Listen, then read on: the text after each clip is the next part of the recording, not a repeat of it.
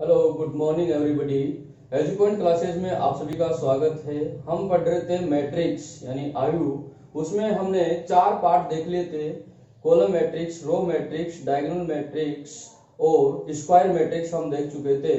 यानी स्तंभ, पंक्ति, विकर्ण और वर्ग आयु हमने देख लिए थे। अब हम देखेंगे हमारे पास 3 पार्ट और बचे हुए हैं। स्केलर मैट्रिक्स, आइडेंटिटी मैट्रिक्स और जीरो मैट्रिक्स। इनको हिंदी में मैंने यहाँ पर लिख दिया है नीले वाले से।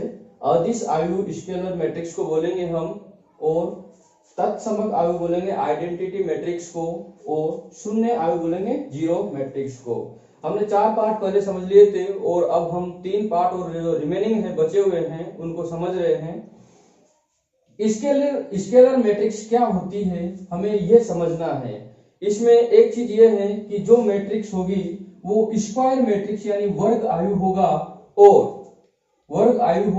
और बी कोई एलिमेंट होगा। हमने एक मैट्रिक्स ली है जो स्क्वायर मैट्रिक्स तो पहले से ही है, और उसके साथ ही साथ जो एलिमेंट कोई भी एक जनरल एलिमेंट होगा, सामान्य एलिमेंट होगा, उसका अवयव होगा, वो अगर वो जीरो होगा, आई जो रो को दिखाता है पंक्ति को, और जे जो स्तंभ यानी कॉलम को दिखाता है, ये दोनों स्थान है।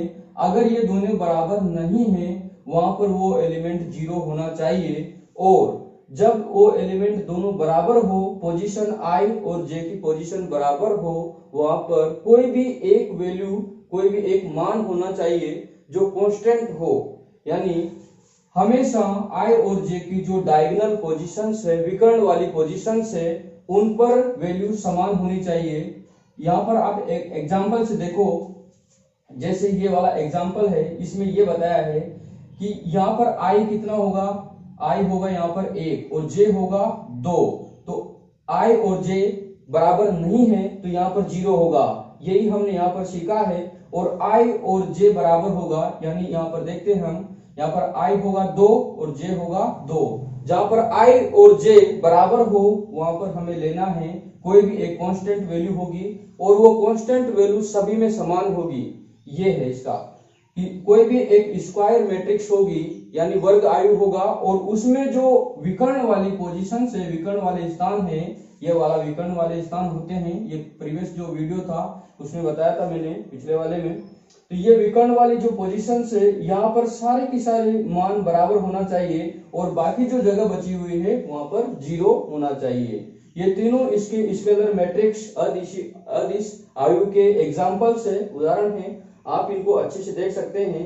बस इसमें यही देखना है कि विकर्ण वाली जो जगह होती है, विकर्ण वाली जो पोजीशंस होती है, उस पर कोई कांस्टेंट वैल्यू होगी, कांस्टेंट मान होगा, वो बराबर होगा, बाकी जगह पर 0 होगा। आगे हम देखते हैं तत्समक आयु आइडेंटिटी मैट्रिक्स। इसमें देखने वाली बात यह है कि जो विकर्ण वाली जगह है वहां पर 1 होगा और बाकी जगह पर 0 होगा। इसको समझने के लिए ये एक मैट्रिक्स है जिसमें रो और कॉलम बराबर होंगे, यानी वो वर्ग आयु होगा, स्क्वायर मैट्रिक्स। और अगर कोई एक जनरल एलिमेंट की हम बात करें तो वहां पर 1 होगा जब आई और जे का मान हमारे पास बराबर होगा। जब आई और जे बराबर होगा तब उसका मान हम 1 लेंगे, यानी यहाँ पर और यहाँ पर और यहाँ पर आई और जे का मान बराबर है, इसलिए हमने 1 लिया है। और आई और जे बराबर नहीं हो तो हमें 0 लेना है। इसका मतलब यही है सीधा सीधा।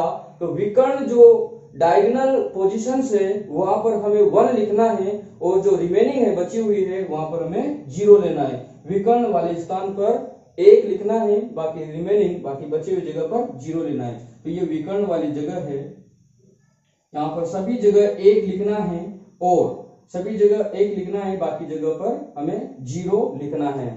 पिछले वाले में हमें इस विकर्ण वाली में एक कांस्टेंट वैल्यू रखनी थी जो बराबर होनी चाहिए सभी तीनों जगह पर, या कितनी भी जगह हो आगे वहां पर बराबर होनी चाहिए, और बची हुई जगह पर 0 होना चाहिए, इस तरीके से।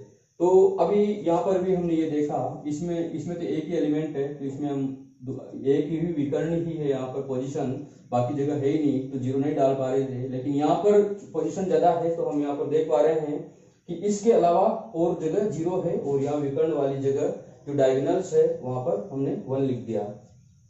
लास्ट वाली हमारे पास है जीरो मैट्रिक्स यानी शून्य आयु।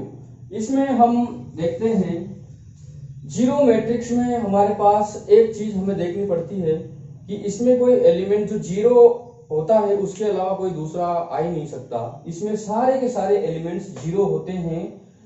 जो अवयव है हमारे पास वो सब के सब जीरो होते हैं। इसका एग्जांपल ए वाला, इसमें जो एक ही एलिमेंट होता है तो उसमें वो भी जीरो। बी में सारे के सारे चारों एलिमेंट्स जीरो। सी में जो 9 एलिमेंट्स होते हैं वो सारे के सारे जीरो यहाँ पर है।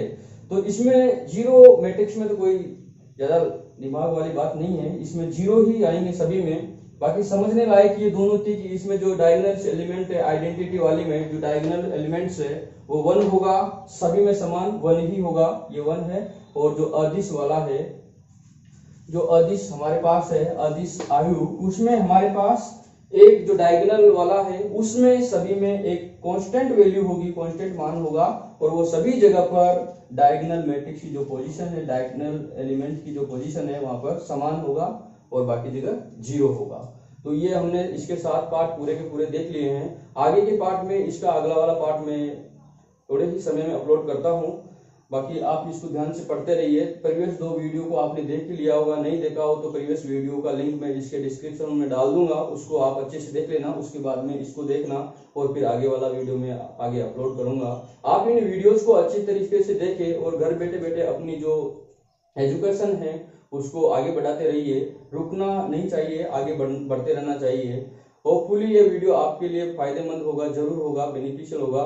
तो अभी आपके लिए इतना ही काफी है। आप इन वीडियोस को शेयर और लाइक जरूर करें और चैनल को सब्सक्राइब जरूर करें, इससे हमें मोटिवेशन मिलेगा और हम अच्छे से अच्छे और भी वीडियो बनाने की कोशिश करेंगे। अभी के लिए फिलहाल के लिए इतना ही। Thank you.